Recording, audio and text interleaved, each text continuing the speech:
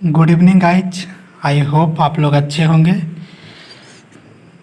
और बहुत बेसब्री से बहुत दिनों से आप लोग ज्वाइनिंग लेटर का इंतज़ार कर रहे हैं। आप बहुत बार ईमेल चेक भी कर चुके होंगे आप अपना। तो वैसे मुझे भी जानकारी नहीं प्राप्त है कि ईमेल कब देखने को मिलेगा, कब ज्वाइनिंग लेटर ईमेल पे आपको देखने को मिलेगा। लेकिन ईमेल के बाद आगे क्या क्या प्रक्रिया होगा, मैं ये सारा बात आपको बताने जा रहा हूँ। जो कि 2019 में जो बहाली आया था उसमें किस तरह से हुआ था, ईमेल आने के बाद आगे क्या क्या प्रक्रिया हुआ था, क्या ईमेल आना ही हमारा आखिरी चुनौती है। तो गाइज ऐसा बात नहीं है कि ईमेल आ गया तो सारा प्रक्रिया ख़त्म हो गया। तो इस वीडियो के साथ आप बने रहिए, मैं धीरे धीरे करके आपको सारी बात बताता हूँ। थोड़ा सा धैर्य से सुनिएगा, थोड़ा गुस्सा भी आएगा आपको, लेकिन जो रियलिटी है मैं वही आपको बता रहा हूँ। तो सबसे पहले तो आपको ईमेल पे ज्वाइनिंग लेटर आएगा जिसमें कि ये मेंशन किया हुआ रहेगा कि कितने तारीख को आपको ज्वाइन करना है। और पिछले बार जो आया था उसमें मेंशन था, डेट मेंशन था और पटना डिस्ट्रिक्ट मेंशन था और एड्रेस मेंशन था उस पर कि आपको इतने तारीख को आके सबसे पहले पटना में ज्वाइन करना है।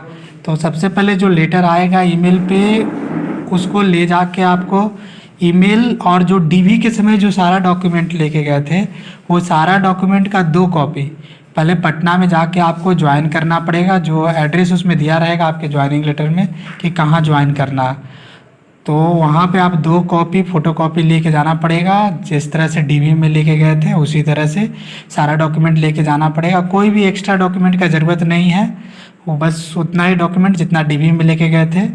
और रही बात कैरेक्टर सर्टिफिकेट का, तो कैरेक्टर सर्टिफिकेट नहीं लगा था पिछले बार। आई होप इस बार भी कैरेक्टर सर्टिफिकेट नहीं लगेगा। तो पिछले बार कैरेक्टर सर्टिफिकेट नहीं लगा था, उतना ही डॉक्यूमेंट लगेगा जितना कि डीबी में लगा था, उसका 2 कॉपी। और जो ज्वाइनिंग लेटर आपको ईमेल पे आएगा उस ईमेल का कॉपी लेके जाना है आपको। और वहाँ जाने के बाद आप वहाँ पे प्रेजेंट होकर आप अपना अटेंडेंस बनाइएगा और ज्वाइन कीजिएगा। जो भी प्रक्रिया होगा वहाँ पे वो प्रक्रिया कीजिएगा। उसके बाद आपको वहाँ पे जो सर्वे से रिलेटेड टूल है जो कि आपका ट्रेनिंग में काम आएगा वो सारा कुछ आपको दे दिया जाएगा। मीन्स सर्वे का कौन कौन सा इक्विपमेंट है, बैग वगैरह और जो मौजा वगैरह जो होता है, और भी सर्वे से ट्रेनिंग रिलेटेड जितना भी टूल है जिससे कि आपको ट्रेनिंग वर्क में हेल्प मिलेगा वो सारा टूल आपको पटना में प्रोवाइड करवा दिया जाएगा। अब देखिए इस बार डायरेक्ट आपको डिस्ट्रिक्ट अलॉट कर दिया जाता है या फिर पटना में ज्वाइनिंग करवाया जाता है। उसके बाद जब आप पटना में ज्वाइन कर लीजिएगा तो उसके बाद आपको फिर वापस आ जाना है। उसके बाद कुछ दिन बाद ये फिर से लेटर निकाला जाएगा कि आपको कौन सा डिस्ट्रिक्ट अलॉट किया गया है। हो सकता है कि इस बार ज्वाइनिंग लेटर में डायरेक्ट आपको डिस्ट्रिक्ट में ही जाके ज्वाइन करवा दें। सारा प्रक्रिया जो पटना में हुआ, टूल मिलने का प्रक्रिया, वो सारा आपको हो सकता है डिस्ट्रिक्ट में ही मिल जाए।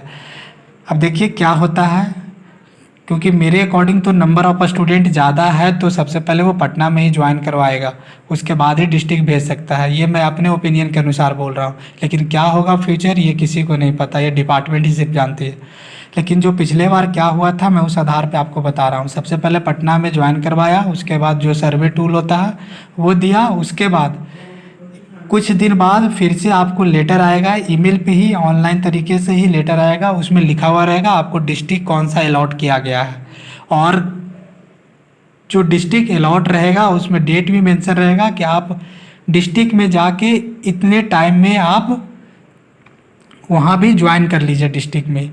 और डिस्ट्रिक्ट में ज्वाइन करते समय जो एक्स्ट्रा जो डॉक्यूमेंट आपको लगेगा वो मेडिकल सर्टिफिकेट वगैरह है, वो आपको एक्स्ट्रा डॉक्यूमेंट के रूप में आपको वहाँ जाके जमा करना पड़ेगा डिस्ट्रिक्ट में।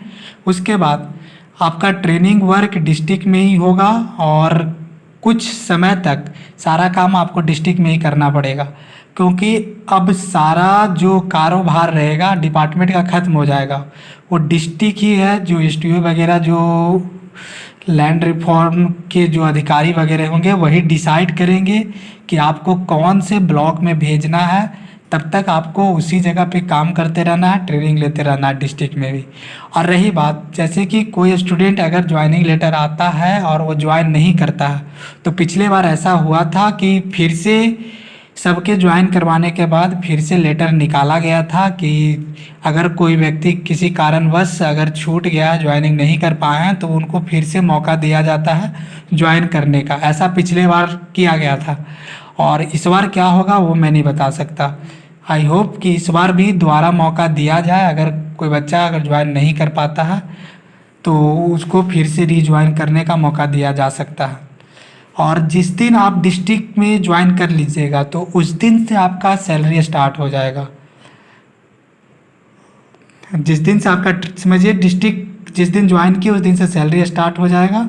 और रही बात कि पढ़ाई का, तो मैंने जैसा अभी पता किया हूँ मुझे कि पढ़ाई करने का टाइम मिल जाता है। बस आप पढ़ना चाहिएगा तो पढ़ाई करने का आपको वक्त मिल जाएगा। बस थोड़ा सा वक्त आपको निकालना पड़ेगा। इस तरह का माहौल क्रिएट कर दिया गया है एनवायरनमेंट पे कि पढ़ने का टाइम नहीं मिलता है। तो अगर आप पढ़ना चाहिएगा तो आराम से पढ़ सकते हैं, कोई इशू नहीं है। आई होप गाइज मेरे द्वारा दिया गया जानकारी आपको अच्छा लगा होगा और बहुत से डाउट आपके क्लियर हुए होंगे, क्योंकि सबसे मेन डाउट जो था करेक्टर सर्टिफिकेट को लेके था बहुत से बच्चों के बीच में। तो वैसे अगर आप करेक्टर सर्टिफिकेट बनवाना चाहते हैं तो आरपीटीएस साइट से फ्री में करेक्टर सर्टिफिकेट अब ऑनलाइन होता है। जिस तरह से आप जाति, आय, निवास ऑनलाइन करते हैं उसी तरह आप कर सकते हैं। वो आप कर लीजिएगा तो वो कोई आपको नुकसान नहीं करेगा। अगर मांगता भी कैरेक्टर सर्टिफिकेट तो आप वो जमा कर सकते हैं। बेसिकली अब जॉब में उसी तरह का ऑनलाइन किया हुआ कैरेक्टर सर्टिफिकेट ही लगता है, वो भी थाना के द्वारा ही वेरीफाई किया जाता है। तो वैसे तो पिछले बार कैरेक्टर सर्टिफिकेट नहीं लगा था, लेकिन आपका अगर मन है तो आप ऑनलाइन कर लीजिए। ऐसे भी कोई नुकसान नहीं होने वाला, फ्री ऑफ कॉस्ट ही बनता है वो। इसी तरह का और भी जानकारी के लिए आप हमारे चैनल के साथ जुड़े रह सकते हैं। धन्यवाद।